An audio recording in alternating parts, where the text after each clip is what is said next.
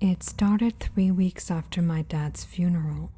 My mom had been doing better, cooking again, even smiling sometimes. But that Tuesday evening at dinner, she looked different, uneasy.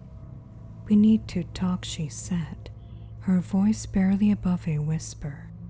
I was only 10 years old, but I can remember every word like it was carved into my brain. "Someone's been leaving things by our door," my mom told me and my brother, her eyes fixed as if she was looking at something through the kitchen window. "What kind of things?" I asked, noting how her hands trembled slightly as she set down her fork.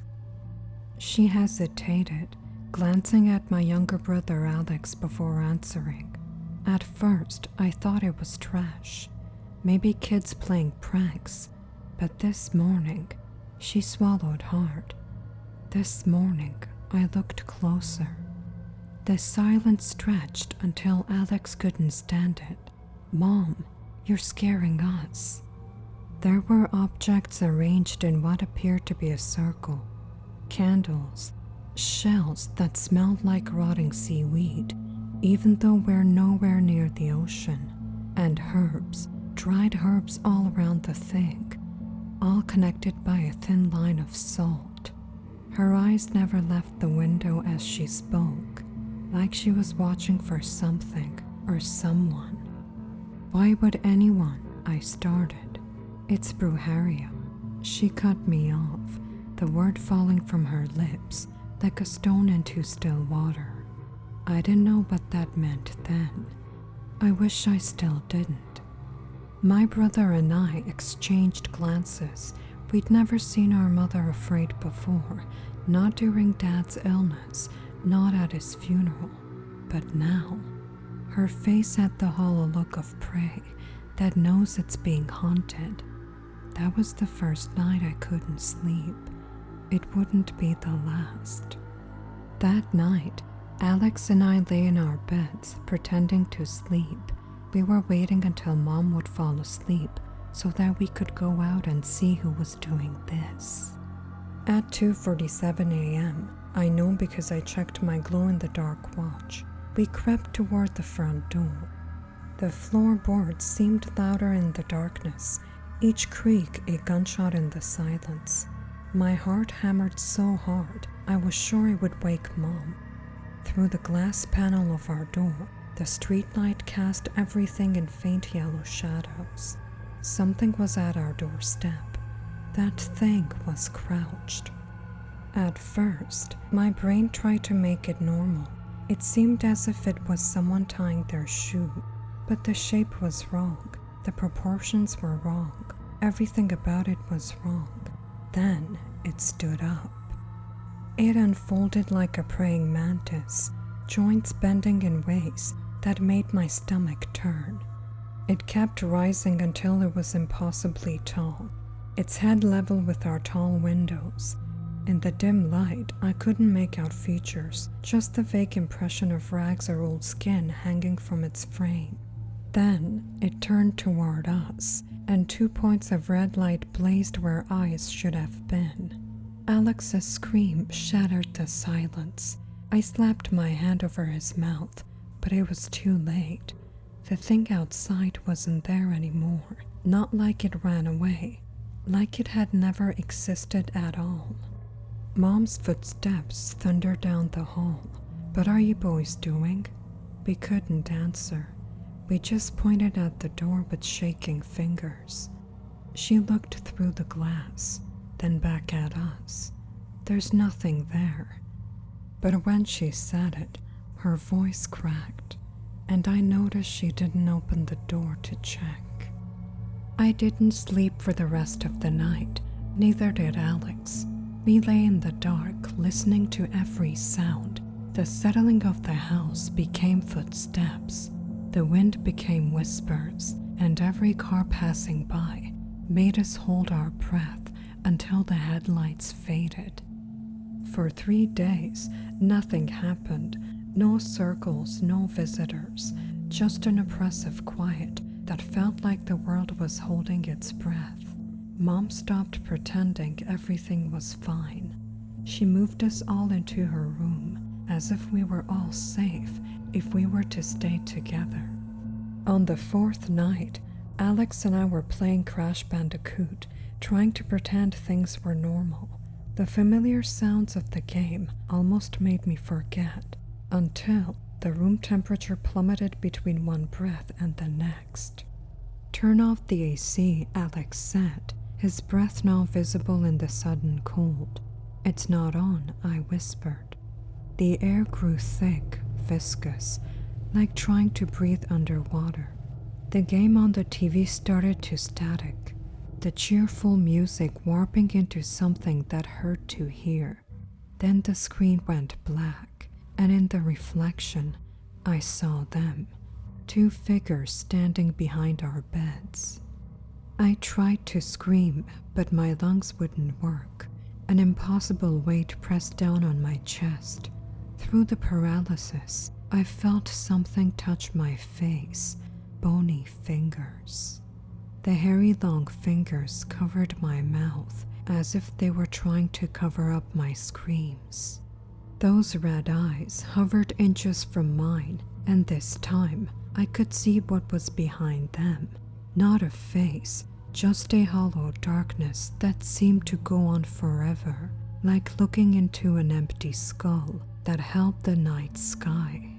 The pressure released all at once. I gasped, gulping air, just as Mom burst through the door and flipped on the lights. Alex was sitting in the corner, facing the wall, completely still. "Alex?" I shouted. He turned slowly, mechanically. Blood trickled from his right nostril, and his eyes were blanked, unfocused. When he spoke, his voice was flat, emotionless. "They were here, the witches. They came through the ceiling. One sat on Javier, the other one made me watch." "Watch what?" Mom asked, though by her expression, she already knew.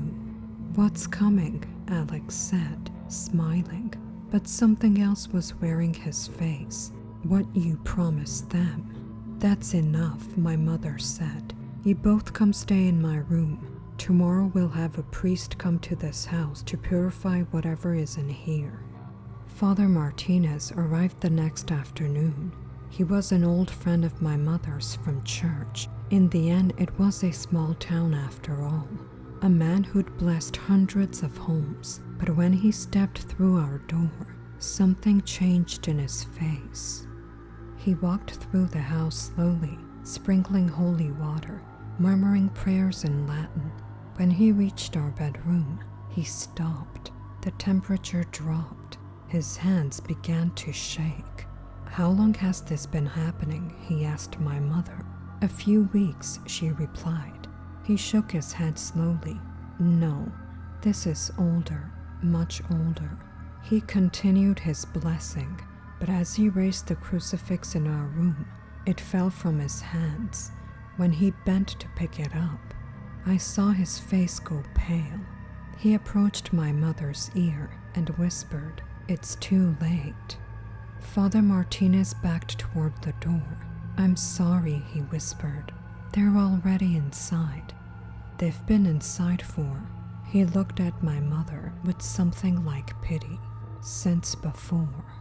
He left without finishing the blessing. Weeks passed. The visit stopped.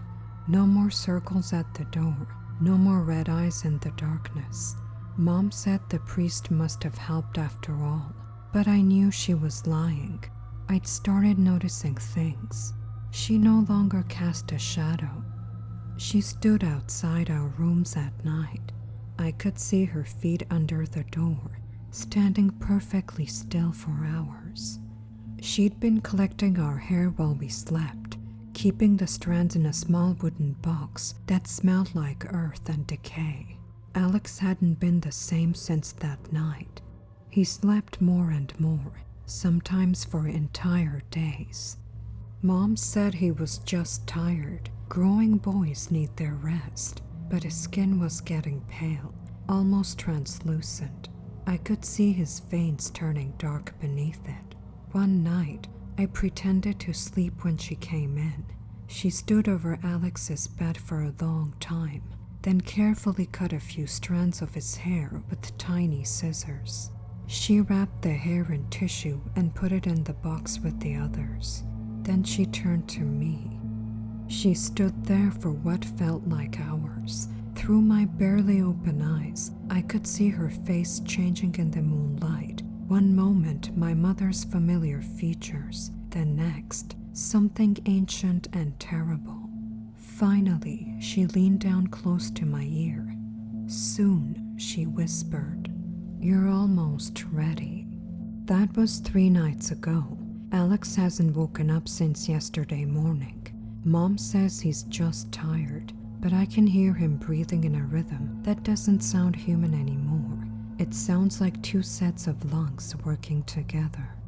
She's been taking my hair now too. I pretend I don't notice, but I feel the cold metal of the scissors against my skin while I sleep. Alex just sat up in his bed. His eyes are open, but they're not his anymore. They're red. For the first time in weeks, I smile. "You made it," I whisper, and he grins back with teeth that are too sharp, too many.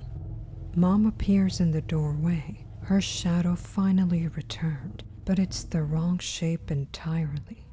"My boys," she says, and her voice holds such warmth, such love. Finally together. I realize I haven't been fighting this at all. I've been waiting for Alex to catch up. We're a family again.